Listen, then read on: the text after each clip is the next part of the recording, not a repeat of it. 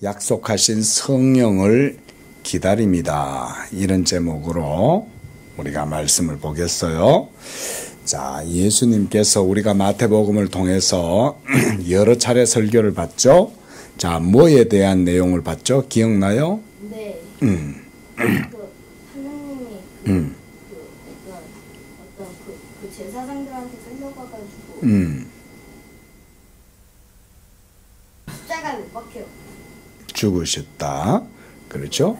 예, 바로 그것은 누구를 위한 것이었다? 우리의 죄를. 맞아요. 우리의 죄를 위해서 예수님이 그와 같이 십자가에서 죽으신 거였어요. 자, 이제 예수님이 그렇게 십자가에서 죽으심으로써 우리의 모든 죄를 예수님이 친히 지시고 십자가에 죽으신 거죠. 그렇게 함으로써 우리의 모든 죄도 예수님의 십자가에서 함께 죽게 된 거예요. 그렇게 예수님의 죽으심은 바로 우리의 죄를 위한 죽으심이었고 우리의 죄가 예수님과 함께 죽임을 당한 거예요. 그렇게 해서 하나님이 우리의 죄 문제를 해결해 주신 거예요. 자, 그런 다음 예수님은 어떻게 되셨어요? 그대로 죽어가지고 무덤 가운데 계셨어요? 어떻게 됐어요? 사흘 후에 부활. 그렇죠. 사흘 후에 다시 예수님은 죽음의 세력, 죽음의 파워, 그것을 예수님이 이기고 다시 부활하신 거예요. 그렇게 하심으로써 이제 자기 제자들에게 부활하신 예수님이 나타나시고 친히 자기가 죽음 가운데에서 살아나셨다는 사실을 그들에게 보여주시고 증거해 주셨어요.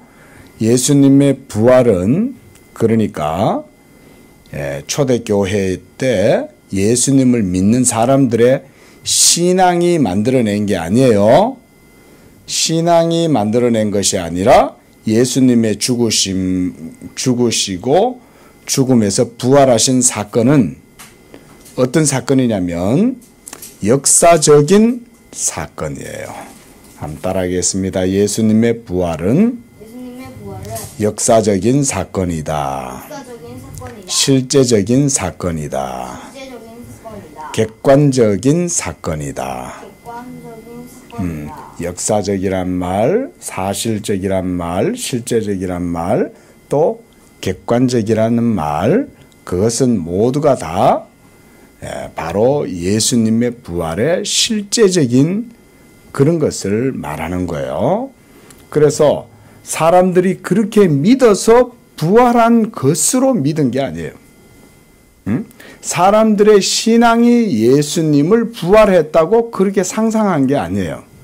그게 아니고 사람들은 상상도 못하고 그 다음 예상도 못하고 정말 생각지도 못했는데 하나님이 예수님을 죽은 자 가운데에서 다시 살려내신 거예요.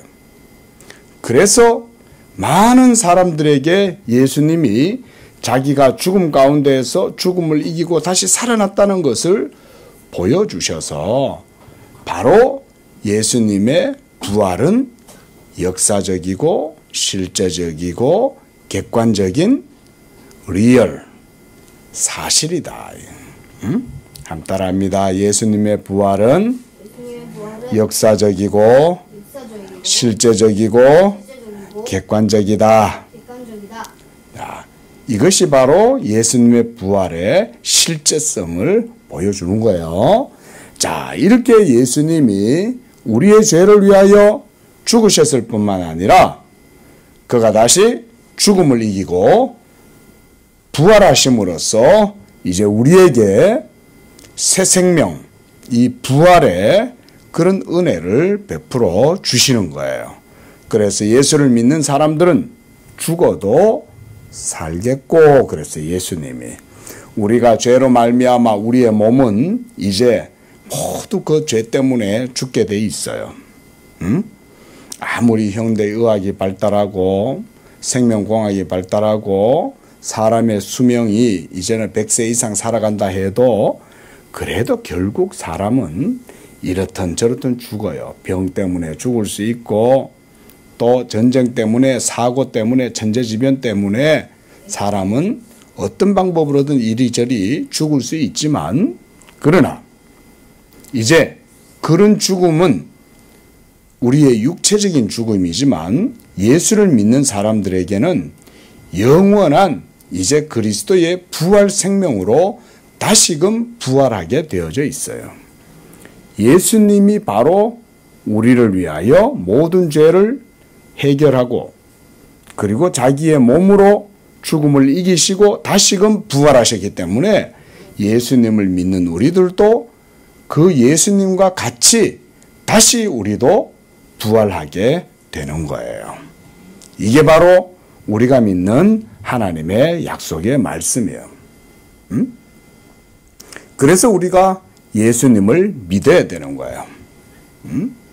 예수님을 믿는 이유는 바로 그렇게 죄와 사망의 문제를 해결하고 그리스도의 그 부활 생명을 우리가 누리고 구원을 얻도록 하시기 위해서 우리로 하여금 예수님을 믿게 하신 겁니다. 자, 또 한 가지 큰 사건이 하나가 있어요. 예수님이 부활하신 다음에 이 땅 가운데 40일 동안 제자들과 함께 지내셨어요. 그래서 같이 밥도 드시고 같이 이야기도 하시기도 했지만은 예수님은 부활하신 상태로 제자들과 함께 지내셨어요.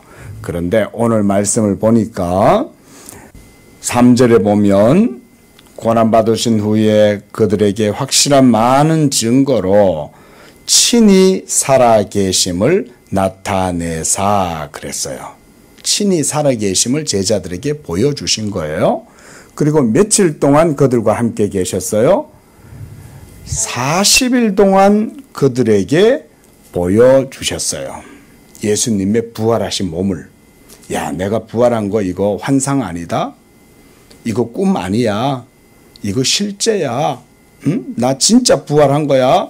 그리고 나 진짜 살아있어. 내 몸 만져봐. 나 너희들처럼 같이 음식도 먹을 수 있다? 이러면서 예수님이 친히 그들에게 자기의 부활의 실제성을 보여주셨다. 이 말인 거예요. 그리고 또 제자들에게 하나님 나라의 일에 대해서도 말씀해 주셨어요.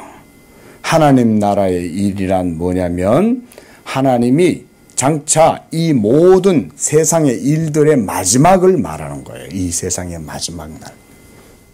장차 이 모든 세상은 어떻게 될 것이고 하나님이 이 세상을 어떻게 다스릴 것이고 어떻게 세상을 심판하실 것이고 그래서 이 모든 세상의 마지막이 어떻게 결론 지어질 것이냐.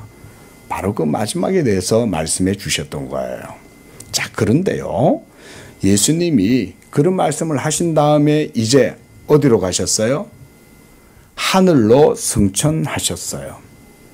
그래서 하늘로 이제는 승천하실 때가 가까워올 때에 예수님이 또 제자들에게 한 가지 말씀을 해 주셨는데 그게 뭐냐면 4절과 5절의 말씀이에요. 자, 4절에 예수님이 제자들에게 뭐라고 말씀하셨어요? 예루살렘을 떠나지 말고 내게서 들은 바 아버지께서 약속하신 것을 기다리라. 맞아요. 예루살렘을 떠나지 말고 여기서 내게 들은 바 아버지의 약속하신 것을 기다리라 그랬어요. 자, 아버지께서 약속하신 것 이게 바로 뭐냐면 하나님의 성령을 말하는 거예요. 자, 아버지의 약속하신 것이 뭐라고요? 맞아요. 하나님의 성령을 바로 지상에 있는 자기의 교회와 그리고 자기의 제자들에게 예수님이 부어주실 것에 대해서 말씀해 주신 거예요. 그러면 지금은 아직 성령이 오신 거예요? 아직 안 오신 거예요? 아직은 안 오신 거예요. 이 성령이 부어지면 그때서야 이제 진짜 기독교의 신앙이 시작되고 그래서 진짜 하나님의 살아계심을 알게 되고 이 성령을 받으면 죽은 영혼이 살아날 뿐만 아니라 살아계신 하나님을 알게 되고 그 하나님과 진짜 인격적인 관계도 맺을 수가 있게 되는 거예요. 그래서 하나님이 성령을 제자들에게 부어주실 것이니 기다려라 이렇게 말씀하신 거예요. 자, 5절도 봅니다. 요한은 물로 세례를 베풀었으나 너희는 몇 날이 못되어 성령으로 세례를 받으리라. 성령으로 세례를 받는다. 이 말은 뭐냐면 성령을 그들에게 한량없이 부어주심으로 그것을 성령의 세례라고 그러는 거예요. 성령을 부어주면 성령이 우리 마음 가운데 오시면은 우리 마음 가운데 가득히 성령이 넘치는 거예요. 성령을 부어주신다는 표현은 하나님이 우리에게 성령을 주신다는 말인 거예요. 그런데 주신다는 말을 부어주신다라고 표현을 해요. 물을 건우에게 쫙 부으면 건우가 어떻게 돼요? 그렇죠. 성령을 부어주시면 이 성령은 건우의 외면, 옷만 적시는 게 아니고 건우의 온 영혼 깊숙한 곳에까지 젖어 들어가서 건우 안에 흘러넘치는 그런 물과 같이 그래서 성령을 부어주셔서 세례를 베푸는 것으로 말씀을 해 주시는 거예요. 그걸 보고 성령의 세례다라고도 말을 합니다. 자, 한 가지 더. 왜 성령을 하나님이 예수님이 계신데도 왜 성령을 부어주셔야 했을까요? 예수님은 이미 십자가에서 모든 죄 문제도 해결했고 또 다시 부활하셔서 생명의 부활도 하셨는데 왜 예수님이 다시 이렇게 우리에게 성령 부어주셔야 할 일이 남아있는 걸까요? 뭘까요? 그 지은 죄가 남아있으니까 성령님이 없애주시려고? 전혀 틀린 얘기는 아니에요. 그런데 잘 얘기했어요. 그러나 그거보다 더 많은 내용이 있지만 성령을 부어주시는 것에 가장 중요한 건 뭐냐면 하나님 자신이 우리 안으로 우리 죄인들 가운데로 들어오시는 사건이에요. 그래서 우리 건우를 이전에는 하나님이 죄 때문에 함께 하지도 못하고 건우가 죄가 있어가지고 하나님이 건우를 사랑하지만 죄 때문에 건우 냄새 더러워. 건우에게서 죄 냄새가 너무 많이 나. 악취가 나. 너무 비참하고 더럽고 흉측해. 아우 저런 건우하고 내가 사랑해도 가까이 갈 수가 없어. 이랬는데 자 이제 죄 문제가 어떻게 됐어요? 어디서? 예수님의 죽으심 속죄를 통하여 우리의 모든 죄가 다 해결된 거예요. 그래서 하나님이 이제 우리에게 오실 수가 있게 된 거예요. 그런데 바로 그 하나님이 우리에게 오실 때는 우리 밖에 계시는 게 아니고 우리 안으로 들어오시는 거예요. 바로 성령을 우리에게 부어주심으로써 이와 같이 하나님이 우리 안에 거하셔서 우리와 함께 계실 수가 있게 된 거예요. 이걸 뭐라고 말하냐면 임마누엘, 우리와 함께 계시는 하나님, 우리 안에 거하시는 하나님, 그걸 임마누엘이라고 하는 거예요.